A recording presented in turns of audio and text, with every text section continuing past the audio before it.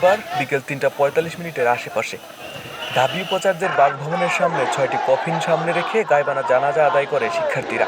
এরপর শিক্ষার্থীরা কফিন নিয়ে টিএসসি এলাকায় রাজু ভাস্কর্যে গিয়ে কর্মসূচি সমাপ্ত ঘোষণা করার কথা। কিন্তু ঘটনা ঘটল ভিন্ন। মিছিল বেগম রোকেয়া হল পর্যন্ত আসা মাত্রই শিক্ষার্থীদের ওপর এলোপাতাড়ি সাউন্ড গ্রেনেড ও টিয়ার শেল নিক্ষেপ শুরু করে পুলিশ।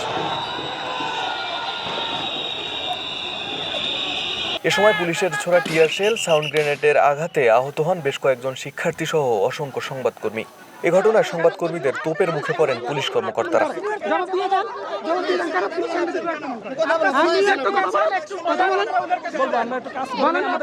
পুলিশের ছোড়া টিয়ার শেলে, সাউন্ড গ্রেনেডে যেন সারাদিন উত্তপ্ত ছিল ঢাবি ক্যাম্পাস।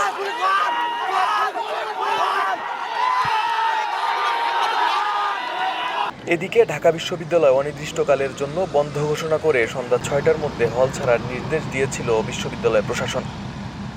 বিকেল ৪টার পর থেকে হল এলাকায় পুলিশের ব্যাপক উপস্থিতি বাড়তে থাকে। এ সময়ের মধ্যে ঢাকা বিশ্ববিদ্যালয়ের ভিসি কার্যালয়ের সামনের অংশে পুলিশ ও আন্দোলনরত শিক্ষার্থীদের মধ্যে ব্যাপক সংঘর্ষ হতে দেখা যায়। পুলিশ ক্রমেই হল চত্বর দখল নিতে থাকে।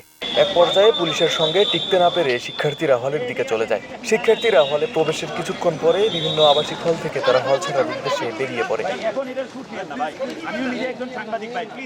বিকেল ৫টার পর ঢাবির হল এলাকায় পুলিশের উপস্থিতি আরও বাড়তে থাকে। এ সময় পুলিশ মাইকিং করে ছাত্রছাত্রীদের হল থেকে দ্রুত বের হওয়ার আহ্বান জানান। পুলিশ মাইকিংয়ের সময় সূর্য সেন হল, কবি জসিমউদ্দিন, মুক্তিযোদ্ধা জিয়াউর রহমান হল, বঙ্গবন্ধু শেখ মুজিবুর রহমান হল সহ বিভিন্ন হল থেকে শিক্ষার্থীদের ব্যাগ নিয়ে বের হতে দেখা যায়। অনেক শিক্ষার্থীকে কান্না করতেও দেখা যায়। এ সময় হলের ভেতর থেকে পুলিশকে উদ্দেশ্য করে ভুয়া ভুয়া বলে স্লোগান দিতেও দেখা যায়।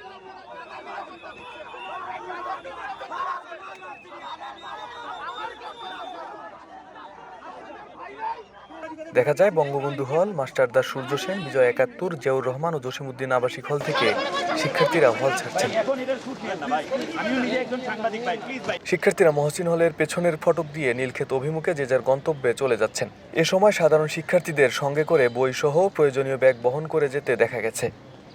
এদিকে দিনভর উত্তেজনার পর চলমান কোটা আন্দোলনে ছাত্রলীগের হামলা, সাধারণ শিক্ষার্থীদের হত্যার ঘটনায় শিক্ষার্থীদের বিক্ষোভে ঢাবি প্রশাসনের নির্দেশে পুলিশের নির্বিচারে হামলার প্রতিবাদে বৃহস্পতিবার সারা দেশে কমপ্লিট শাটডাউন কর্মসূচি ঘোষণা করেছে বৈষম্য বিরোধী ছাত্র আন্দোলনের নেতারা। কর্মসূচি অনুযায়ী আগামীকাল হাসপাতাল ও জরুরি সেবা প্রতিষ্ঠান ছাড়া সব বন্ধ ঘোষণা করা হয়। এছাড়া রাস্তায় অ্যাম্বুলেন্স ছাড়া কোনো যানবাহন চলবে না বলেও জানানো হয়। আরিফ হাসান, ঢাকা প্রকাশ।